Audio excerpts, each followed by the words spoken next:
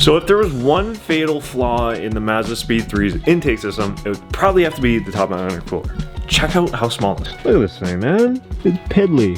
Even like the intake part of it is bigger than the core itself. And to make things even worse, this is on top of the engine, and these things get hot. This engine bay gets really, really warm. So this needs to be figured out. And we're just gonna do that today. So with that being said, I introduce to you the much larger aftermarket top mount intercooler we're gonna be installing today on the MazdaSpeed 3 and seeing if it gets our boost air temperature down. So with an outside temperature about 75 degrees Fahrenheit, the ambient temperature of the intercooler is about 99 degrees Fahrenheit. During and after doing a pull, it would dip down, but then it would spike back up, and I was reaching to about almost 110 to 120 Fahrenheit. So as you guys can see, our air take temp pretty much runs hotter by 25 degrees Fahrenheit, which is kind of silly, to be honest, especially on a hot day. It's gonna suffer. So this is where this is gonna come into play. This is a 3.25 inch core, okay? This is just, I don't know, it explains itself. It's huge. This is about 50% more airflow through this, like 25% more efficient. Some crazy stats. I don't need to explain myself. You're gonna need one of these to make some big power on your MazdaSpeed 3. And I mean, you should just do it anyway. Like that's, like the size of this thing is huge. This is big, man. Look at this. Look at this. It's massive. And before we install, I'm hooking you up with Mazda themed merch, Air and Elegance shirt, Scaled Supply, Mazda themed stickers, Scaled Supply, top right. Let's go make some more gains. So honest and truthfully, the top mount intercooler is probably one of the easiest mods to do on your Speed 3. You need to remove your throttle body hose clamp down here, take off your blow-off valve or whatever you're running, take off your turbo to top mount intercooler. You got a bolt right here, and a bolt right here, and it pretty much just comes out. Let's get started.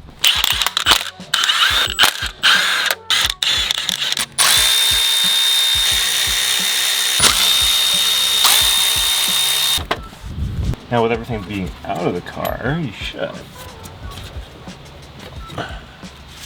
Just like that. I mean, look at the difference. Like, come on. Look at this. I can hold this, one hand, no problem. And then look at this. Oh my God. I could actually lift that, you know, I'm just too lazy right now. Big difference is, we need to swap some stuff over, so let's go do that. But just check this out, just check this out.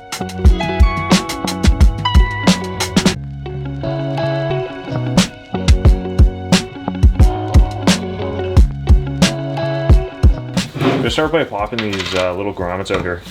We're gonna swap these over. And then if we flip this over, we're gonna take this, what I would consider a spout. Clean this piece out. You know, obviously if you got some oil or a blown seal or something, it's not a bad idea to just quickly give it a clean. Let's sit on like that, and then that'll go on like that. And then we can put these little grommets in. Intercooler's done, ready to go, and put it back in. Putting this back in is easy, you just have to make sure everything's kind of going in the right spot.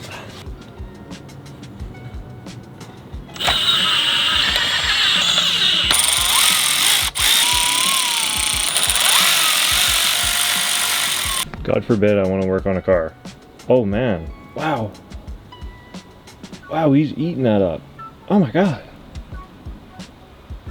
Oh my God. And there we go.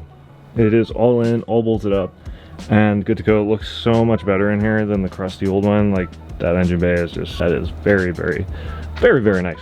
Best part about it is we don't actually need to remove this top part on the second gens. I think with the first gens you do, but the way this is set up, you don't need to. So we still got this. If you want to, obviously you can, but I don't think it's necessary. This used to be actually on this car, and this is kind of where it closes. It just leaves a little bit of rubbing marks. That leaves us with just testing this out and seeing if it really performs.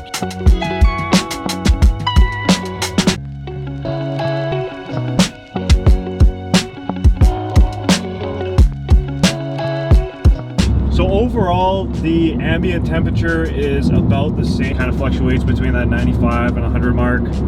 So that's pretty much the same, but where we will notice the addition to the boost air temps, the bats, is when you're actually on the throttle, and it keeps those temperatures a lot lower.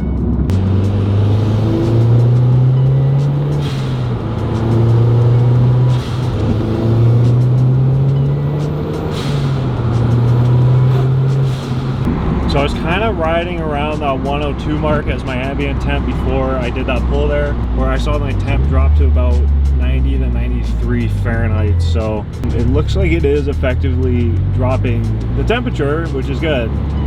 Okay, with the tune and everything on now, I've done a little bit of miles and everything. I just got to set some data logging. So we're just going to kind of, since we've done this, we're just going to see what it's about and see if we blow it up on camera. Probably not, but we just got to do a solid wide open throttle 3rd gear pull, and that'll be all we need for our data logs. 3, 2, 1.